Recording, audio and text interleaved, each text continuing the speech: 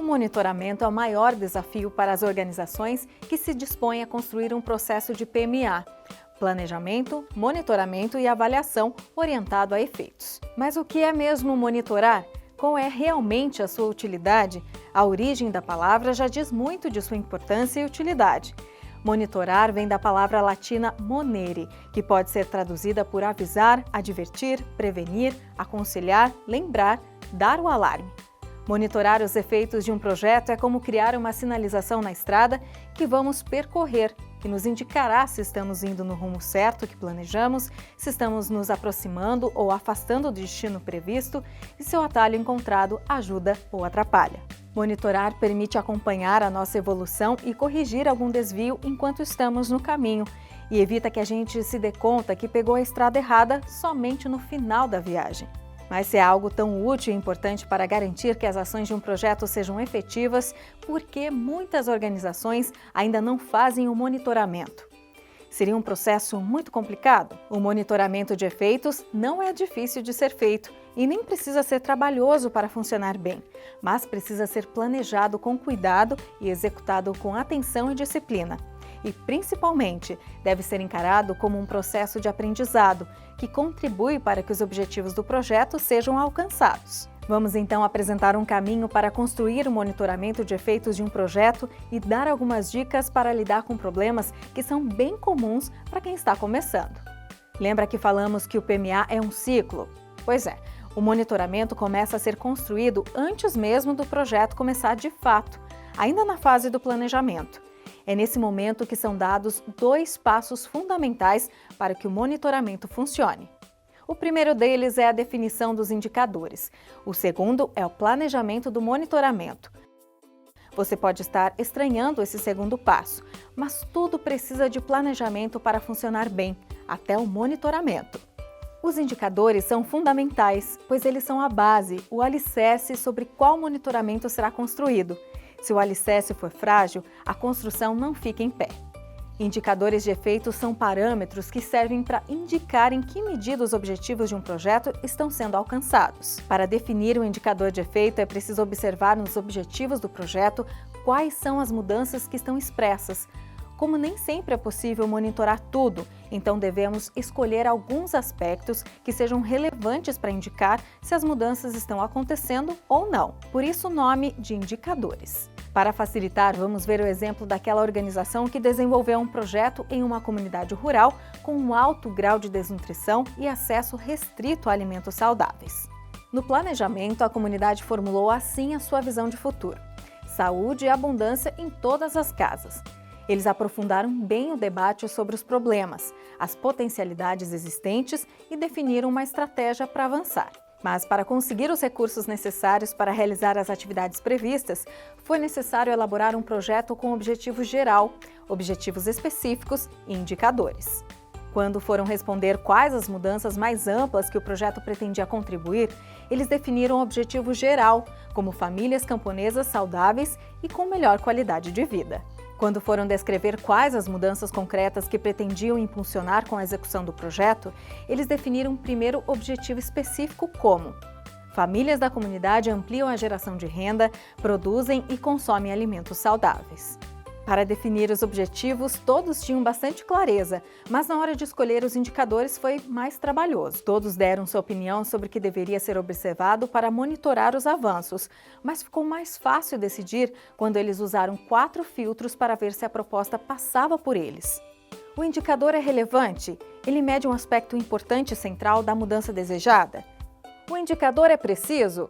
Quem lê entende com clareza o que vai ser medido, com que grupos, em qual período de tempo. O indicador é realista? Os valores mencionados realmente são alcançáveis no tempo previsto para a execução do projeto? O indicador é verificável? Os dados necessários podem ser levantados de forma simples e sem demandar muito tempo e recursos? Algumas propostas pareciam boas, mas não passaram no filtro de relevância. Outras eram relevantes e os dados eram precisos, mas quando o grupo se perguntou se era possível esperar aquele avanço em 3 anos, eles viram que não se tratava de uma previsão realista.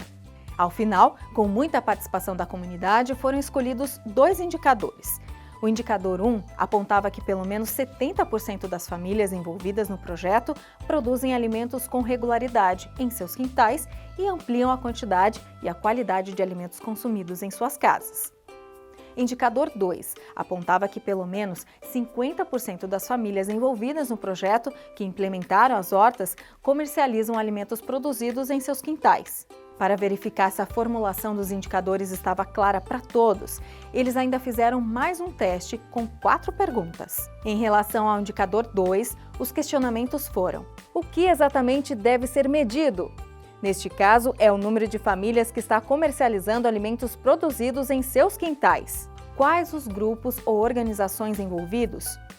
As famílias envolvidas no projeto que implementaram as hortas. Onde? Na comunidade onde o projeto foi desenvolvido. Qual a direção da mudança pretendida? Ela aponta uma tendência, uma vez que pelo menos 70% estão produzindo alimentos. As perguntas podem parecer óbvias, mas ter essa clareza ajudou bastante. Eles tinham expectativas diferentes entre quantas famílias iriam implantar as hortas e quantas destas iriam dar o passo seguinte de comercializar o excedente. Na elaboração dos indicadores, eles explicitaram essa diferença, deixando claro qual era a sua expectativa. Deixar claro onde e quais grupos o monitoramento seria feito também ajudou muito. Isso porque na hora de monitorar apareceram famílias não envolvidas no projeto, na comunidade e em comunidades vizinhas, mas que estavam também fazendo hortas. Incluir essas famílias no monitoramento distorcia a informação, pois algumas já tinham hortas mesmo antes do projeto começar. Mas eles descobriram também que algumas começaram a fazer a horta porque viram os bons resultados do projeto. Eles registraram então essa informação como um efeito não esperado do projeto. Fato é que, além de definir bem os indicadores, foi fundamental planejar como seria feito o monitoramento. Para isso, eles utilizaram um roteiro simples de perguntas, resumido em uma tabela mais ou menos assim. Primeiro, para cada indicador, é necessário detalhar quais as informações serão necessárias registrar.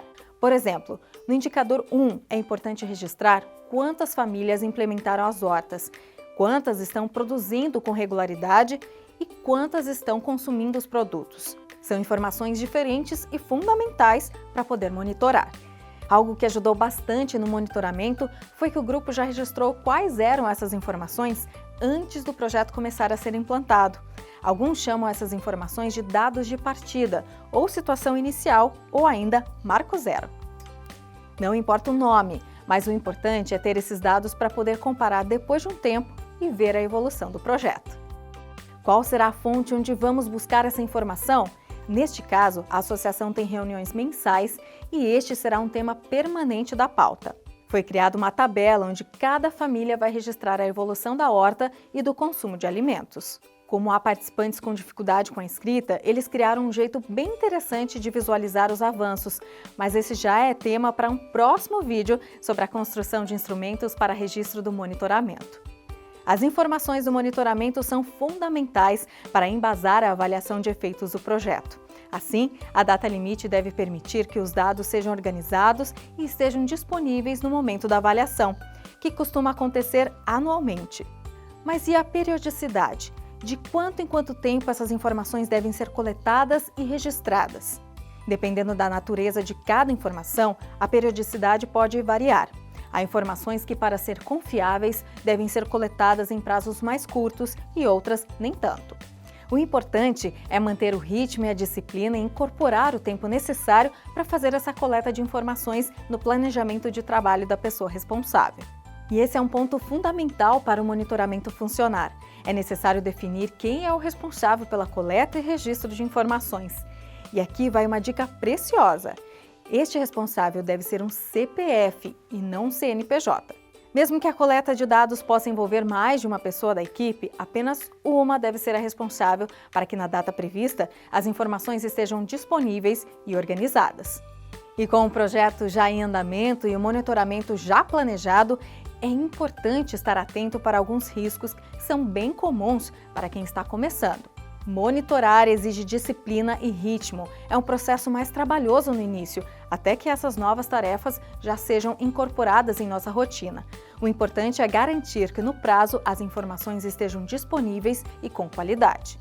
As atividades de monitoramento devem ser incluídas no planejamento anual da organização, garantindo o tempo necessário para sua realização. Mas elas podem ser feitas junto com outras atividades já previstas, como visitas de campo para assessoria. É melhor ampliar um dia de atividade naquele momento do que agendar outra visita só para isso. Como em toda ação nova, nós aprendemos e nos qualificamos através de tentativa e erro. É muito importante testar os instrumentos que usamos para registrar as informações do monitoramento e aperfeiçoá-los se necessário. As organizações que evoluíram no PMA foram aquelas que implementaram essa ferramenta, perceberam falhas, corrigiram e foram aperfeiçoando o seu processo. Cuidado com o excesso de dados que não geram informações relevantes. O monitoramento não pode ser um fardo e nem virar um amontoado de informações que não ajudam a avaliar e replanejar. Menos, com maior qualidade e foco, sempre é mais.